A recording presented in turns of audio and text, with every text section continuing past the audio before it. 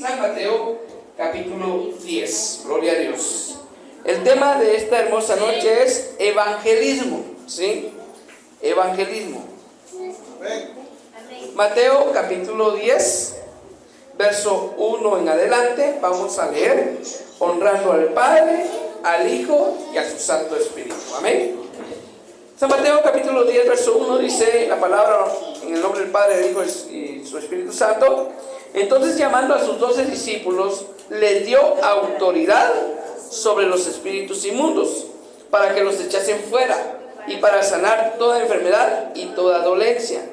Los nombres de los 12 apóstoles son estos: primero Simón, llamado Pedro; Andrés su hermano; Jacobo hijo de Zebedeo; Juan su hermano; Felipe; Bartolomé; Tomás; Mateo el publicano; Jacobo hijo de Alfeo; Lebeo por sobrenombre Tadeo; Simón el cananista; y Judas Iscariote, el que también le entregó. Puede sentarse, hermano.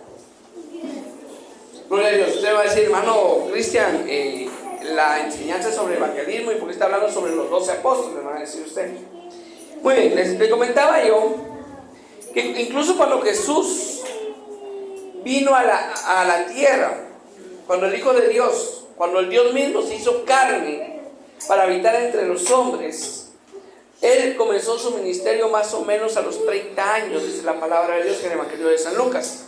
Él llegó, se bautizó y comenzó a llamar gente que iba preparando para la obra que Él iba a dejar en la tierra. Y esa obra que Él iba a dejar en la tierra era su iglesia, de lo cual nosotros ya somos parte, ¿verdad?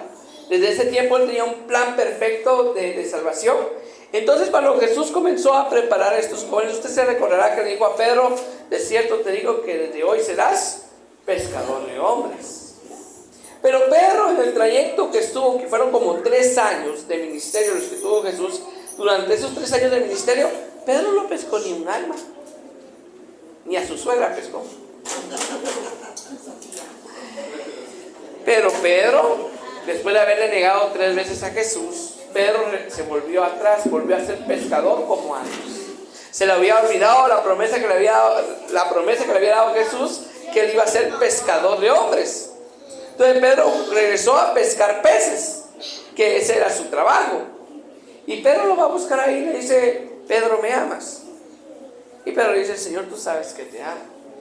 Ven y apacienta mis ovejas. Aleluya. Y le pregunta esto por 3 veces y le dice: ve y apacienta mis corderos. Ve y apacienta mis ovejas. Entonces, cuando Dios tiene un plan en nuestra vida, Dios te va a ir a buscar a donde quiera que te vayas, ¿verdad? Y te va a restaurar para que cumplas el propósito que Dios tiene en tu vida. Como Jonás. Jonás quiso ir a la presencia del Señor, pero Dios lo mandó a predicar. Y aún en el vientre del perro tuvo que escupir para que él regresara a predicar. Entonces, ¿qué le quiero decir con esto? Que Jesús le había dicho a Pedro que él iba a ser pescador de hombres. Pero no desde ese momento comenzó a pescar hombres, sino que tuvo que pasar un lapso de preparación para que él fuera ese pescador. Entonces, en el día de Pentecostés, cuando cayó el Espíritu Santo y Pedro comenzó a predicar, ¿cuántas personas se convirtieron a Cristo? 3,000 personas. 1,000 por cada vez que él negó a Jesús. Yo te quiero decir una cosa en esta noche, hermano, que no importa, o sea, sí importa, porque uno tiene que tener la manera de conservarse para el Señor. Pero muchas veces el enemigo o nuestra carne nos va a vencer y vamos a fallar. Pero no importa cuántas veces le falles a Dios, Dios te puede utilizar de una manera poderosa, como utilizó a Pedro, ¿verdad? Él utilizó a Pedro, y cuando Pedro predicó en esa tarde, dice que habían unos que se estaban burlando, habían unos que estaban atónicos, otros estaban confusos porque no sabían lo que pasaba. Y si Pedro no hubiera predicado, esa gente se hubiera regresado igual a su casa. Pero cuando Pedro predicó, se convirtieron 3,000 personas. Se añadieron 3,000 personas. Es lo importante de predicar, ¿sí? Ahora yo le pregunto a usted: ¿qué es para usted el evangelio? ¿Qué es para usted el evangelio? ¿Qué significa el evangelio para usted? Sin miedo. Evangelio se traduce como buenas nuevas. Buenas nuevas de salvación. Entonces lo que van a ir a hacer los hermanos es ir a dar esas buenas noticias. Porque la palabra nuevas es noticias. Por eso es que en inglés noticias se traduce como news, de nuevos. Entonces, cuando una noticia es nueva, se dice news en inglés. Entonces, buenas nuevas son las buenas noticias de salvación, ¿sí? ¿Y cuál es la buena noticia de salvación? Que aunque todos somos pecadores, Dios dio a su Hijo amado en la cruz del Calvario para que todo aquel que en Él crea no se pierda, mas tenga vida eterna. Esa es la buena nueva de salvación. Amén, gloria a Dios. Entonces, ¿qué es un evangelista? Un evangelista no es el que se para detrás de un púlpito. Un evangelista es el que sale a evangelizar, el que va a las casas a evangelizar. Hay mucha gente que se pone títulos en la iglesia, ¿verdad? En la iglesia tiene que haber 5 ministerios, y eso es cierto, tiene que haber 5 ministerios. Pero hay mucha gente que se pone el título de estos ministerios y no los desempeña, ¿sí? Hay que hablar lo que es. Mucha gente se puede decir que es maestro, pero no enseña la palabra como es, ¿va? Mucha gente se puede decir que es pastor y no pastorea en su casa, ¿sí? Mucha gente puede decir que es apóstol y no anda de lugar en lugar asentando ancianos y sentando doctrina, porque eso no es un apóstol, ¿verdad? No solamente ponerse el nombre de apóstol. Mucha gente dice que es profeta y no profetiza, entonces, ¿cómo va a ser profeta, verdad? Y mucha gente dice que es evangelista y solo es evangelista en campañas, o sea, solamente cuando una campaña detrás de un púlpito es evangelista. Pero no va a los hospitales, no va a las cárceles, no va a las calles a evangelizar. ¿Cuántos conocen al hermano que vende pan? Él es un evangelista, hermanos. Él sí es un evangelista.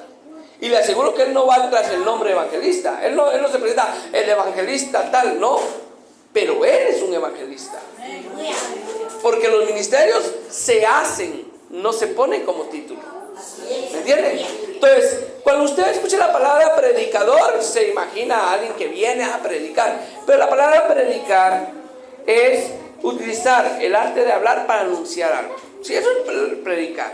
Entonces, alguien que predica el evangelio es un evangelista. Porque entre los 5 ministerios está el predicador, ¿sí? Entonces, alguien que predica el evangelio es un evangelista. Alguien que predica una enseñanza como la que estoy dando yo hoy en día es un maestro. Y es que yo no voy a quitarse el título de maestro. Usted a mí dígame, hermano Cristian, no hay problema, no me tiene que decir, el maestro Cristian. No. Cada quien sabe lo que desempeña, ¿verdad? Entonces, alguien que predica, por ejemplo, está predicando una profecía, es un profeta. Entonces, la palabra predicador no significa una función específica, es alguien que está anunciando algo. Pero dependiendo de lo que esté anunciando, así va a ser el ministerio que está realizando. Si alguien predica el evangelio, como los hermanos que van a salir a predicar evangelios, ellos se van a convertir en evangelistas, van a comenzar a evangelizar a la gente. Entonces usted me dirá, pero hermano Cristian, ¿por qué usted citó San Mateo capítulo 10, verso 1? Porque lo primero que debe de tener alguien para desempeñar algo es la autoridad de parte de Jesús. Aleluya. Jesús llamó a sus 12 y dice la palabra de Dios, les dio autoridad sobre los espíritus inmundos. Porque déjeme decirle, hermano, que cuando usted salga a evangelizar, se va a topar con gente que posiblemente esté hasta endemoniada. Y usted va a necesitar esa autoridad, porque de lo contrario, me lo pueden zarandear. Si cuenta la Biblia en el libro de Hechos que hubo unas personas que decían, en el nombre de Jesús, el que predica Pablo, te venimos. Y el demonio dice que les dijo, a Pablo lo conozco y sé quién es Jesús, pero a ustedes no los conozco. Y dice que les pegó una zarandeada. ¿Por qué? Porque no iba con la autoridad de Dios. Entonces, bien importante, les dio autoridad sobre espíritus inmundos para que los echasen fuera y para sanar toda enfermedad, hermano. Los que no crean, dice la palabra de Dios, que a los que no crean por la palabra, creerán por los milagros. Entonces, también una persona que está enferma y usted llegue, le diga, mire, Cristo le ama, y ella le diga, mire, es que fíjese que yo tengo tal enfermedad, vamos a orar por usted, hermano. Y usted ora por esa persona y esa persona sana. Esa persona posiblemente diga, mire, yo quiero seguir a ese Jesús que ustedes siguen. Aleluya. Ese Jesús de sanidad. Amén. Y pues luego pues menciona a los 12, ¿verdad? Más adelantito en el versículo 5 dice la palabra de Dios: a estos 12 envió Jesús y les dio instrucciones diciendo: por camino de gentiles no vayáis, y en ciudades samaritanos no entréis, sino id antes a las ovejas perdidas de la casa de Israel. Mira, hermano, aquí hay una enseñanza bien importante. Cuando Jesús manda a sus 2 discípulos, dice: por caminos de gentiles no vayáis, y ciudades de samaritanos no visitéis. Por eso es que cuando él visita a la samaritana y llega al pozo de Jacob con la samaritana se sorprende cuando él le habla, porque ella sabía que él era judío, y los judíos y samaritanos no se llevaban. Pero ¿qué es lo que quiere decir? No está diciendo Jesús que no les va a predicar a ellos, sino que le está diciendo, sino ir antes a las ovejas perdidas de la casa de Israel. Entonces es un consejo que le doy yo a la Comisión de Evangelismo: vayan con aquellos que un día estuvieron acá y hoy no están.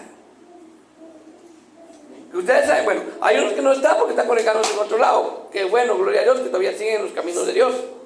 Pero si ustedes saben de un hermano que un día estuvo en los caminos del Señor y no está, vaya y anímelo. Esas son las ovejas perdidas primero de la casa de Israel. Aquellos que un día estuvieron y no están. Y a Dios. ¿Verdad? ¿Por qué? Porque ahí vienen los futuros soldados. Hay gente que se ha retirado, hay que hablar de lo que es, que tal vez porque salió herido en alguna iglesia. ¿Verdad? Lamentablemente no lo pusieron la vista en Cristo, sino que pusieron la vista en una persona, y por eso se salieron así. Pero hay que ir a rescatar a esas personas. Bueno, ahí dice, verso 7, y yendo a predicar, diciendo: el reino de los cielos se ha acercado, sanad enfermos, limpiad leprosos, resucitad muertos, echad fuera demonios. De gracia recibisteis, dad de gracias. No os proveáis de oro, ni de plata, ni de cobre, ni en vuestros cintos, ni de alforja para el camino, ni de 2 túnicas, ni de calzado, ni de bordón, porque el obrero es digno de su alimento. Está diciendo Jesús: bueno, usted no tiene necesidad de llevar algo, porque a ustedes le van a proveer eso.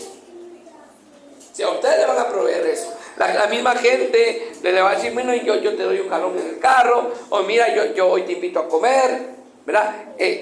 El que trabaja en las cosas de Dios puede vivir en las cosas de Dios. Y sigue diciendo: mas en cualquier ciudad o aldea donde entréis, informaos quién en ella sea digno, y posad ahí hasta que salgáis. Y al entrar en la casa, saludarla. Si la casa fuera digna, vuestra paz vendrá sobre ella, mas si no fuera digna, vuestra paz os volverá a vosotros. Y si alguno no recibiere ni oyere vuestras palabras, salid a aquella casa o ciudad y sacudid el polvo de vuestros pies. De cierto digo que en el día del juicio será más tolerable el castigo para la tierra de Sodoma y de Gomorra que para aquella ciudad. Porque el anuncio que usted lleva, hermanos, no es cualquier anuncio. Aleluya. ¿Verdad? A ver, ¿cuántos se saben aquel versículo que dice: id y predicad el evangelio a toda criatura? ¿Verdad?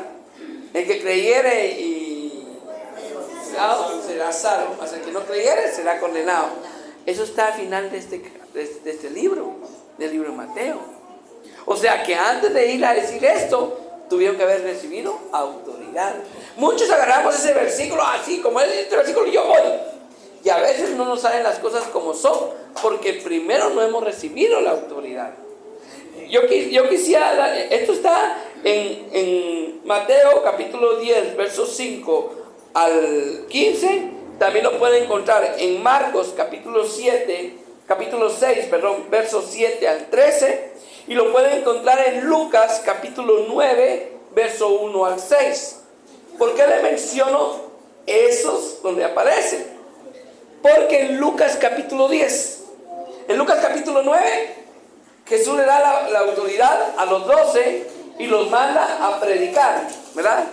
Pero en Lucas capítulo 10 está la misión de los 70. Ustedes saben que a Jesús no lo seguían solamente los 12, lo seguían un montón de discípulos más. Solamente que esos 12 eran los apóstoles, ¿entiendes? Era lo que él estaba preparando para dirigir la iglesia. Pero había un montón de discípulos más, un montón de gente más. Con decirle que un día le tuvo que dar de comer a 5,000, no sé si usted lo sabía, ¿verdad? Con un par de panes y un par de peces.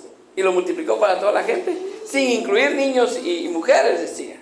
Imagínense qué cantidad de gente seguía a Jesús. Entonces, dice en Lucas capítulo 10, verso 1, después de estas cosas designó el Señor también a otros 70, a quienes envió de 2 en 2 delante de él a toda ciudad y lugar a donde él iba de ir. Y les decía, la mies a la verdad es mucha, mas los obreros pocos. Por tanto, rogar al Señor de la mies que envíe obreros a su mies. Y he aquí yo os envío como corderos en medio de lobos. No llevéis bolsa, ni alforja, ni calzado. A nadie saludéis por el camino. En cualquier casa donde entréis, primero decir, paz sea a vosotros, y posad en aquella misma casa, comiendo y bebiendo lo que os den. Comiendo y bebiendo lo que os den. Si le dan campero, come campero. Si le dan frijolitos, come frijolitos. Si le dan mac, coma mac, pero macuy, ¿verdad? Entonces usted come lo que le den, ¿verdad? Y dice, y entonces, lo que os den, porque el obrero es digno de su salario. No os paséis de casa en casa. Tampoco es para que usted, de casa en casa como si estuviera paseando, ¿verdad? No paséis de casa en casa. En cualquier ciudad donde entréis y os reciban, comed lo que os pongan delante y sanad los enfermos que en ella haya, y decirles, se ha acercado a vosotros el reino de Dios. Mas en cualquier ciudad donde entréis y no os reciban, saliendo por sus calles, decir, aún el polvo de vuestra ciudad que se ha pegado a nuestros pies, lo sacudimos contra vosotros. Por esto sabed que el reino de Dios se ha acercado a vosotros. Yo os digo que en aquel día será más tolerable el castigo para Sodoma que para aquella ciudad. Increíble, porque Sodoma y Gomorra, ustedes saben cómo es esa ciudad. Una ciudad pervertida y mala, ¿verdad? Malísima, ¿verdad? Entonces, pero imagínense, va a ser más tolerable a ellos que a los que los desechen. Y yo quiero decirle, hermanos, que ahí decía que los van a enviar como corderos en medio de los lobos. No va a ser así, qué bonito, qué bueno que Dios vaya delante de nosotros, ¿verdad? Pero nos vamos a topar con gente que se va a burlar de nosotros. Nos vamos a topar con gente que no va a querer, que les va a cerrar la puerta en su cara, tal vez. ¿Sí? Y mire, y que de 2 en 2, fíjense que yo siempre he dicho esto, que los mormones hacen cosas que no hacemos los cristianos y que debíamos de hacer. Yo no sé si ustedes han visto, los mormones van de 2 en 2, de casa en casa. ¿Por qué? Porque ellos se guían por eso. Quiere decir que la iglesia mormona está constituida de la siguiente manera: un profeta central, 12 apóstoles, 70 ancianos, y luego siguen todos los demás. Pero está constituido eso porque ellos se guían por estas citas bíblicas. Entonces, pero lo que yo le quiero decir con esta cita bíblica es de que a estos 70 dice que Jesús los designó. O sea, les dio autoridad también para que pudieran hacer todo esto. O sea, los envió, pero con autoridad. Le digo, van a ustedes a echar fuera demonios, van a hacer ustedes esto y van a hacer lo otro. Bueno, quisiera que me acompañara a San Mateo 28, 19. Este ya se lo sabe usted de memoria. Que esta es la gran comisión. Que dice, por tanto, id y hacer discípulos a todas las naciones, bautizándolos en el nombre del Padre, del Hijo y del Espíritu Santo, enseñándoles que guarden todas las cosas que os he mandado, y aquí yo estoy con vosotros todos los días hasta el fin del mundo. Una promesa muy grande de parte de Dios es que Él está con nosotros. Aunque no lo miremos, Jesús va con nosotros. Porque no estamos predicando a nuestra conveniencia.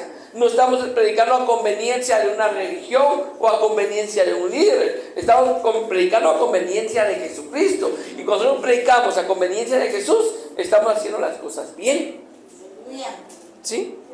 Ustedes van a ir a predicar como jóvenes de Fuente Vida Eterna, pero van a ir a predicar a Cristo, a Jesús, que Él es el camino, la verdad y la vida, y que nadie llega al Padre si no es por Él.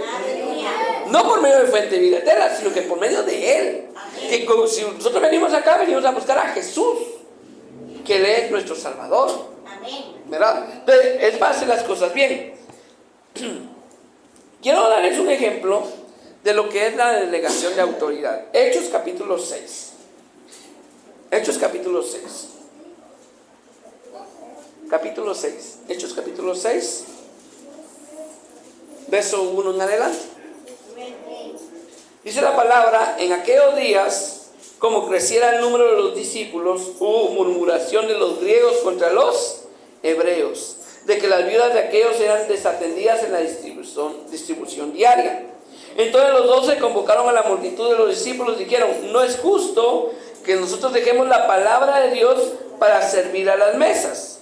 Buscad pues, hermanos, de entre vosotros a 7 varones, escuche bien, de buen testimonio, llenos del Espíritu Santo y de sabiduría, a quienes encarguemos de este trabajo.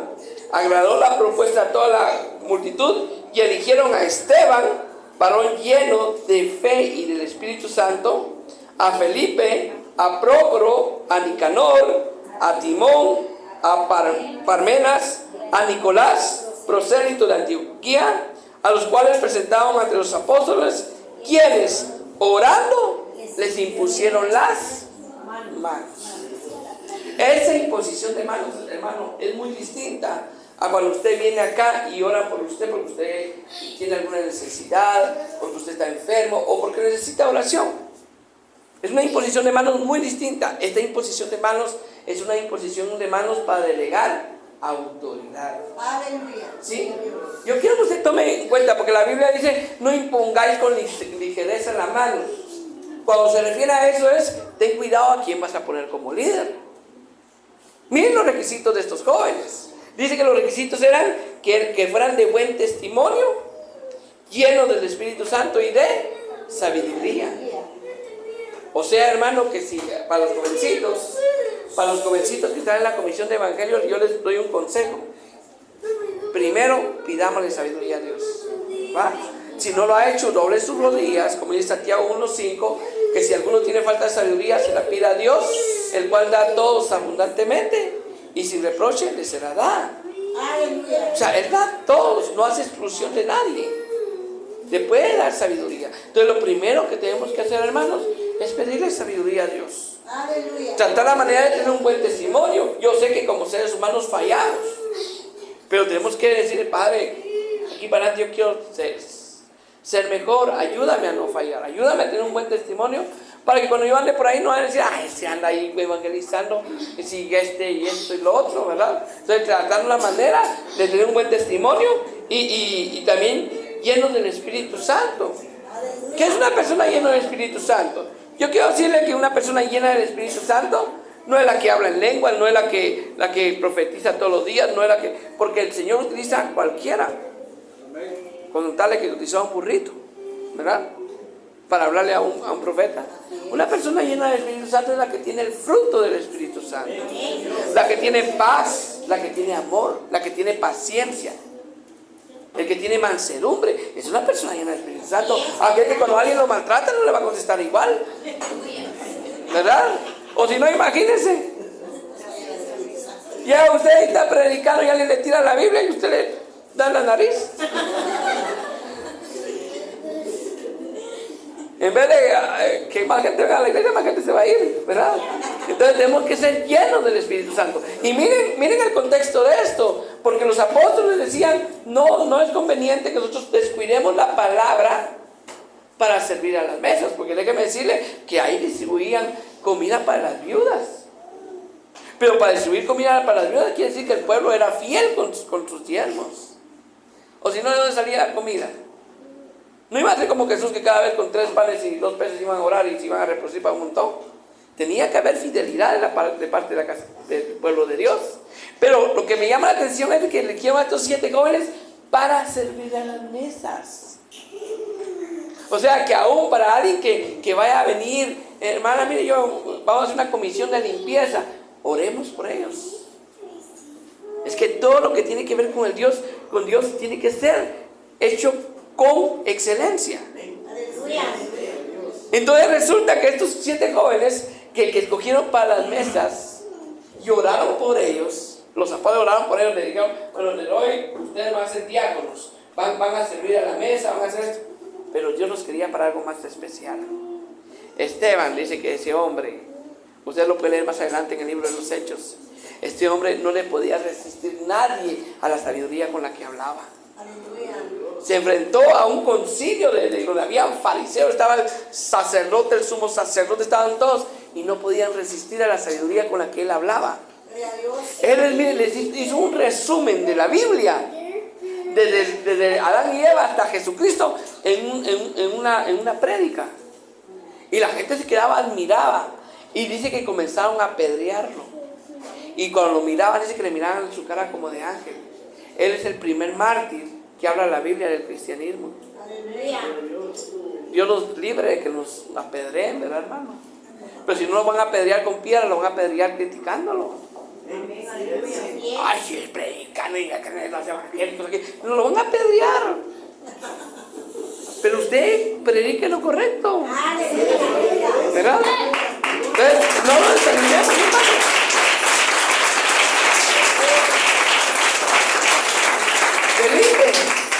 Felipe era un hombre que predicaba el evangelio a diestra y siniestra y era guiado por el Espíritu Santo, porque dice que cuando Felipe estaba en Jerusalén, el Espíritu le dijo: ve al desierto con aquel eunuco, si usted se recordará, que venía leyendo al profeta Isaías. Le dice: ¿entiendes lo que lees? Y el eunuco le dice: ¿y cómo entenderé si alguien no me lo explica? Y él comienza desde esa cita a hablarle de Jesús. Y aquel hombre le dijo: mira, aquí hay agua, ¿qué impide que yo sea bautizado? Si tú quieres, bien puedes. Y bajaron ambos, lo bautizó, y el Espíritu arrebató a Felipe. Aleluya. Y el eunuco siguió gozoso su camino. Entonces dígame si ese no es un evangelista. Lo escogieron para servir a las mesas. Y también hay muchos de los jóvenes que están acá, que van a salir ese día a evangelizar. También los habían escogido: mira, hermano, usted va a ser el encargado de poner el sonido. Hermano, usted va a ser el encargado de arreglar la casa de Dios. Usted va a pintar las paredes. Pero el Señor los puede escoger para algo más grande, sin menospreciar todo eso, porque todo lo que se hace para Dios es bueno. ¿Sí? Muy bien, entonces quería dar el ejemplo de Timoteo.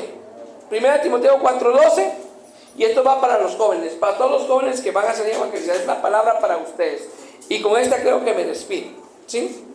1 Timoteo 4:12 dice: ninguno tenga en poco tu juventud, sino sé ejemplo de los creyentes en palabra, conducta, amor, espíritu, fe y pureza.